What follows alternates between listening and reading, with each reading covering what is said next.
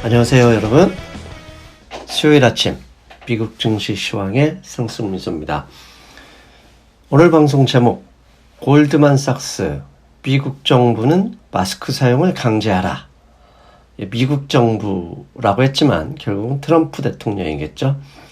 왜 골드만삭스가 트럼프 대통령을 디스하면서 마스크 사용이 필요하다고 주장하는지 잠시 뒤에 살펴보고요. 먼저 오늘 아침 증시 간단히 먼저 살펴보겠습니다. 다우지수 217포인트, 나스닥 184.61포인트, S&P 500이 아니죠. 547포인트 상승하며 3100을 탈환했습니다. 다우지수는 장막판에 사실 급등을 한 거고요. 장중 내내 시장 미국 증시를 이끌었던 것은 나스닥입니다. 왜 나스닥이 증시 상승을 이끌었는지도 잠시 후에 살펴보겠습니다. 먼저 월요일 방송에서 운명의 일주일 이야기에서 보여드렸던 차트입니다. 사실 그날 방송이 26분이었기 때문에 이 차트를 가지고 추가적인 설명이 없었습니다. 그래서 제가 이 월요일 방송에서 가지고 나왔던 이 그림을 멤버십 게시판에서 월요일에 글로써 길게 주장을 했던 거 잠깐 소개해 드리겠습니다. 왜 멤버십 게시판을 광고하는 것도 있지만 어제 오늘 증시 상승을 이해하려면 이 뉴 핫스팟이죠. 애리조나, 텍사스, 플로리다, 캘리포니아, 사우스캐롤라이나, 유타, 오클랜드 등 이 뉴 핫스팟의 19 확진자의 피크 시점을 이해할 수 있어야 시장이 보입니다. 지금 보시는 그림 왼쪽에 올드 핫스팟 있었죠. 4월 초에 올드 핫스팟, 뉴욕, 뉴저지, 코네티컷, 마이애미, 워싱턴 저 주에서 확진자, 19 확진자가 피크를 치면서 증시가 본격적으로 상승을 했었죠. 그런데 오른쪽 빨간색 뉴 핫스팟이 지난주 주말, 그 다음에 월요일, 화요일 피크를 칠 예상, 즉 피크가 가까워진다 이런 이야기를 제가 했습니다. 이 피크점, 어떻게 미국이란 한 나라에 올드 핫스팟과 뉴 핫스팟이 피크가 두 번 칠 수 있는지 이게 의문이 될 것 같아서 제가 월요일 오전에 멤버십 게시판에 했던 주장을 그대로 가져왔습니다. 왜 한 나라, 한 국가에서 두 가지의 피크가 나오는 것일까? 그 이유는 땅덩이가 워낙 넓기 때문이다. 미국 한반도에 40배 정도가 되니 한국으로 치자면 40개 국가가 존재하는 것이다. 거리도 있고 유행병이 번지는 시간차도 분명히 존재하기 때문에 이 두 번의 피크가 나올 수밖에 없었다 이렇게 주장을 했고요. 그래서 이 그래프에서 제가 결론을 4가지를 냈는데요. 첫째, 미국 남부와 서부 지역의 19 환자의 급증은 세컨드 웨이브가 아니다. 시간차에 의한 1단계 코로나 확진세일 뿐이다 라고 했고요. 두 번째, 세컨드 웨이브가 아니고 시간차 피크점을 쳐게 된다면 첫 번째 뉴 올드 핫스팟 피크점에서 보였던 비슷한 궤적을 증시에서도 보일 수 있다. 그 가능성이 높다. 세 번째, 이제 마스크 얘기가 나옵니다. 올바른 정책이 나온다면 이 정책이 나오지는 않았지만 이 올바른 정책에 대해서 미국 언론, 그 다음에 투자은행조차도 이제 점점 압력을 강화하고 있습니다. 정책이 나온다면 확진자 증가세는 상당히 진전될 것이다. 마지막으로 4번째, 사망률의 안정화. 이건 운명의 일주일 방송에서 말씀드렸죠. 안정화가 유지된다면 이 19 최근의 확진자는 크게 걱정할 필요가 없겠다.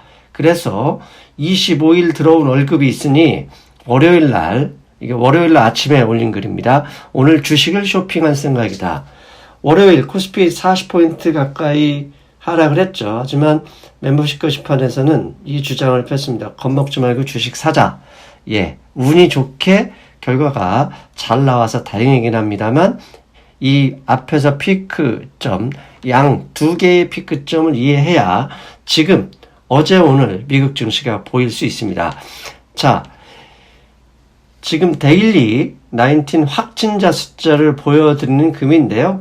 지난주 미국에서 금요일 날 45,000명을 찍고 토일 월 조금씩 줄어들고 있죠. 제 예상처럼 이제 19 뉴 핫스팟 지역에서 피크점을 치는 게 아닐까 이렇게 보이고요. 그 다음에 사망자 숫자, 이거 중요합니다. 사망자 숫자, 월요일 방송에서 말했지만 그 오른쪽에 약간 급증했던 건 뉴저지의 겨울에 다른 감기로 사망했던 환자를 여기 확진자를 포함해서 늘어났을 뿐이고, 그렇지만 저걸 제외하고는 연일 최저 사망자를 갱신하고 있습니다. 즉 뉴 핫스팟 확진자 피크가 치는 가능성, 뉴 핫스팟 확진자의 피크, 그 다음에 사망자의 지속 감소는 긍정적일 수밖에 없죠. 성장과 전진, 앞으로 이건 자연의 본성입니다. 여러분들이 화분을 키우고 열심히 기르는데 성장되지 않고 자라지 않으면 많이 화가 날 수도 있고 속상해하죠. 그런 것처럼 인간도 이 자연의 본성을 따릅니다. 당연히 인간 사회의 증시도 웬만하면 성장하려고 하는, 웬만하면 상승하려고 하는 기본 본성을 가지고 있습니다. 그래서 이 19 확진세도 결국은 최근에 늘어나고 있어서 겁이 날 수는 있지만 4월 초에 올드 핫스팟의 피크를 쳤던 점과 거의 유사하게 흘러갈 수 있을 것이다. 이렇게 보는 게 저는 올바른 견해일 것이다 라고 생각을 합니다. 자, 지금부터는 새벽에 있었던 뉴스 좀 모아서 보여드리겠습니다. 나스닥이 오늘 증시 상승 리딩했다 말씀드렸죠. 나스닥 상승의 선두에서는 마이크론 자일링스의 예상 실적 때문인지 반도체 업종이 중심에 섰습니다.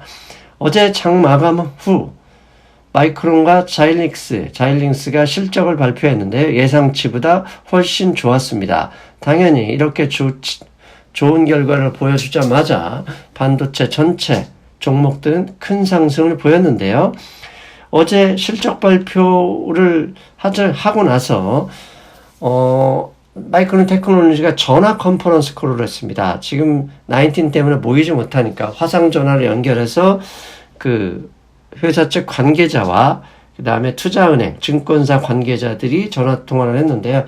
그 내용이 그 시킹 알파로에서 전문이 다 발표가 됐는데요.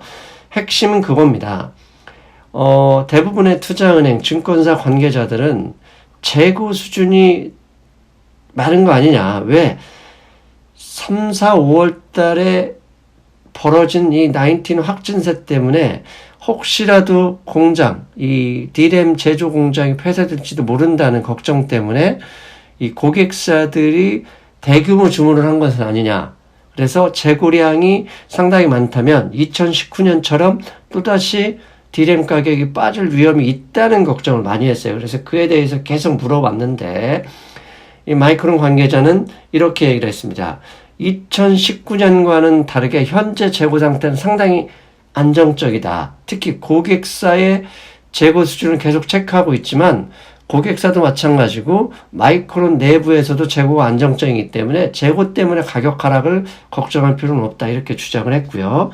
그 다음에 실적이 좋았던 이유는 데이터 센터, 그 다음에 아이폰에서는 저가 아이폰 기종이 나왔잖아요. 그래서 저가 스마트폰, 거기에 게임 콘솔 등이 상당히 D램과 랜드 플래시의 수요를 좋게 만들었다. 그리고 이는 계속 좋게 보고 있다. 이런 얘기를 했습니다. 그리고 이제 마지막으로 한 가지, 미국과 중국의 갈등은 아직도 남아있는 위험 요소이긴 하다라고 인정을 했습니다. 이런 자일린스도 마찬가지고요. 상당히 좋았고, 이러자 필라델피아 반도체 지수, 종가상으로 이 그래프는 좀 더 종가 직전에 가져왔기 때문에 2.8%요. 근데 종가는 2.7% 상승으로 마무리됐습니다. 지금 6월 초에 고점 돌파를 이미 종가상으로는 뭐 했다 이렇게 봐도 되겠습니다. 그리고 이게 2월 초 고점도 조만간 오늘 내일이면 돌파할 것 같다. 이 느낌 나오고 있고요. 그 다음에 페이스북, 페이스북 광고 중단 사태는 계속되고 있습니다. 어제는 마이크로소프트와 스타벅스 또한 페이스북에 광고하지 않겠다. 즉 광고 중단 운동에 합류했는데요. 이에 따라서 페이스북은 바이스 프레지던트가 나와서 이런 얘기를 했습니다. 자사 AI를 통해서 혐오 콘텐츠를 집중 관리하고 있다. 이런 이야기를 했습니다. 그러면서, 광고 중단, 확산세를 막으려고 다시 최선을 다하는 모습을 보였어요. 이렇기 때문인지 페이스북 주가 오늘 어제 이어서 오늘 다시 2% 반등을 보였고요. 페이스북이 반등을 하자 빅테크 데이터 관련주죠. 인터넷 관련주들 상승에 성공하면서 오늘 FDN ETF죠. 빅테크 인터넷 관련주를 모아놓은 FDN ETF를 보면 2% 상승 이끌었습니다. 즉 나스닥이 반도체와 이런 페이스북 빅테크 관련주들이 상승을 견인했다. 이렇게 보시면 되겠습니다. 어제 한국 증시 장중에 좀 많이 밀렸죠. 한참 상승하다 장 막판에 많이 밀려서 끝났는데 그 이유는 이제 중국의 홍콩 보안법 통과가 혹시 미국장을 하락시키지 않을까 하는 이런 걱정이 있었던 것 같습니다. 그런데 지금 국민일보 뉴스를 보면 홍콩 보안법 통과에 미국이 홍콩에 대한 특별주의, 즉 중국의 땅이면서도 중국과는 다른 대우를 하고 있는 특별주의를 누리고 있잖아요. 이것을 박탈로 맞선다라는 제목으로 뻗었지만 아닙니다. 홍콩의 특별주의 박탈 여부는 대통령이 행정부가 하는 게 아니라 연말에 12월에 미국 의회가 홍콩에 대한 자치권을 평가하면서 박탈을 할지 말지를 평가하게 됩니다. 그래서 아직 6개월이나 남았고요. 6개월이면 대선을 지나는 거죠. 최근 트럼프 대통령의 지지율 하락은 트럼프 대통령이 재선에 실패할 수도 있다. 그렇게 되면 미국과 중국의 다른 관계도 보일 수 있거든요. 그래서 아직 시간이 있으니 이에 대해서는 너무 걱정할 필요는 없겠다. 이렇게 저는 생각하고요. 이런 생각이 일단 역외위안화 환율에서도 반영이 되는 것 같습니다. 환율은 모든 걸 담는다. 중국 이야기가 나올 때마다 그 뉴스부터 반응하지 마시고 이 역외위안화 환율부터 체크하는 게 좋다. 항상 강조하죠. 홍콩 보안법 통과 뉴스로 왼쪽 파란색 화살표에서 보시는 것처럼 역외위안화가 약세, 즉 달러 대비 급등을 했지만 곧바로 하락 완정화를 찾았습니다. 즉 미국 증시조차도 환율 해설을 보면 그렇게 아직 중국에 대해서는 걱정할 필요가 없겠다. 이렇게 주장하는 것 같기도 하고요. 거기에 어제는 중국의 PMI가 좋게 나왔죠. 4개월 연속 상승을 했고 6월 PMI는 지난 3개월 내 최고치를 기록했습니다. 월스트리트저널에서 가져온 사진인데요. 그러니까 further momentum, 즉 중국 경제 확장이 더 계속되고 있다. 제가 이 뉴스를 굳이 홍콩 보안법 이후에 가져온 이유는 중국이 이렇게 확장하고 있다는 얘기는 미국 기업들도 물건을 잘 팔고 잘 팔 수 있다는 거죠. 이런 상황에서 트럼프 대통령이 바보가 아닌 이상 괜히 쓸데없이 중국과의 갈등을 통해서 미국 기업 제품들을 수입하지 못하게 한다는 건 그런 바보짓이죠. 그렇게 위험을 만들 필요가 없죠. 최대한 갈등을 조장한다 하더라도 지금은 아니다. 왜? 중국이 이렇게 경기 확장을 하는데 일단은 물건을 팔고 봐야 되죠. 자본의 입장을 대변하고 있다. 이렇게 볼 수 있고 그러나 한 가지 나스닥에 상장되어 있는 중국의 인터넷 관련주들은 그렇게 오늘 증시 상승, 어제 증시, 오늘 증시, 이틀 연속 미국 증시가 크게 상승을 했음에도 많은 상승을 보여주지 못했습니다. 지금 중국 인터넷 관련주 ETF는 K웹인데요. 어제나 오늘 그렇게 썩 좋지 않은 모습입니다. 즉 홍콩 문제가 혹시나 어떻게 번질지 모르니까 나스닥에 있는 중국 증시, 중국 종목들은 약세를 보인 것은 아닐까 추정을 해보고요. 어제 그저께죠. 지난주 금요일 증시 하락을 주도했던 게 은행주였어요. 은행 이제 스트레스 테스트 이후에 은행주의 배당을 제한하고 그다음에 자사주 매입 금지까지 이야기를 했는데 오늘 뉴스는 이 배당 컷, 웰스파고만 배당 컷을 하고 JP모건, 뱅크 오브 아메리카, 시티, 골드만삭스는 그대로 배당금을 유지한다라고 발표를 했습니다. 이렇게 배당 유지 발표가 나오자 은행주가 다시 상승을 했죠. 은행주 ETF KB2를 가져왔는데요. 2.57% 상승하면서 다우지수 상승을 리딩했습니다. 오늘 사실 다우지수가 200포인트 넘게 상승했지만 실제는 더 많이 상승할 수도 있었어요. 그런데 보잉이 전날 14% 상승했던 보잉이 바로 6% 가까이 하락하면서 다우지수 상승폭을 제한했는데요. 이렇게 보잉이 하락한 이유는 노르웨기 항공사가 97대의 아마 737 맥스 주문일 건데 이걸 취소한다라고 했습니다. 그러니까 이 뉴스로 인해서 보잉이 아이고 큰일 났다 하면서 주가가 하락한 거고요. 오늘 테슬라 많이 올랐습니다. 7% 올라오면서 $1,000를 훌쩍 넘었는데요. 이 테슬라 올라간 이유도 웃깁니다. CNBC가 앨런 머스크가 직원들한테 보냈다는 이메일을 입수해서 공개를 했는데요. 간단합니다. Breaking even, 즉 2분기 실적 발표를 앞두고 있는 테슬라 7월 4일 발표합니다. 이제 며칠 남지 않았는데 2분기의 손익분기점이 가까워지고 있다. 이런 이메일로 무려 7%가 급등했다고 합니다. 죄송한 얘기인데 무슨 개잡지도 아니고 테슬라가 이런 뉴스 하나로 순이익이 많이 났다도 아니에요. 그냥 손익분기점이 가까워졌다는 뉴스로 거의 $70가 넘는 상승을 보였다는 거 웃기는 얘기죠. 그리고 파우치 박사 어제 의회에서 증언을 했습니다. 의회에서 이런 얘기를 했어요. 이런 상태로 가다간 일일 확진자가 10만 명이 될 수도 있다. 이런 얘기를 했어요. 한마디로 겁을 준 건데요.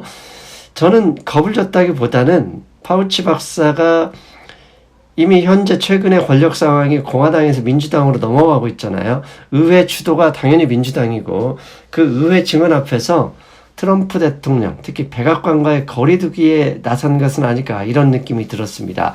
왜 이런 느낌이 들었냐면 의회에서 증언한 발언 중에 이런 이야기가 있습니다.